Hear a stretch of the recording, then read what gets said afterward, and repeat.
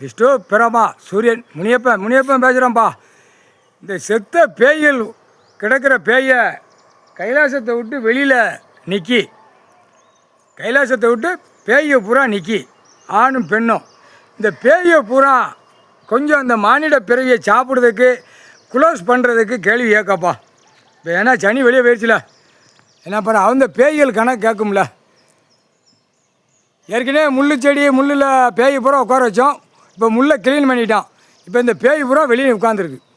கைலாசத்தை விட்டு வெளியே நிற்கி, 4 சதுரங்கத்தை விட்டு வெளியில் பேய் நெரிச்சு நிற்கி. இந்த பேய்களை எப்படி விடணும், எப்படி அப்படிங்கிற கணக்கு வரணும். அது ஈஸ்வரன் பரமசிவன் சுடுகாட்டிலேருந்து செத்த ஆத்மா பேயை விட்ட.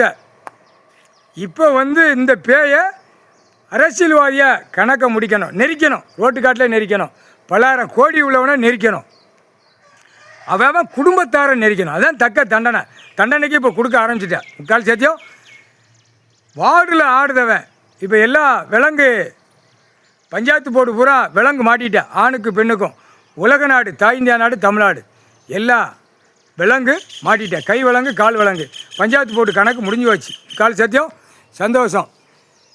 அப்போ இந்த பேயை உள்ளே விடணும். பேயை வெளியில் ஒன்று ஒன்றா ஒவ்வொரு இடத்துக்கு அனுப்பி அந்த மானிட பேயை வேணும். அப்படித்தான் இப்போ நம்ம இந்த ஜென்மத்தில் முடிக்க முடியும்.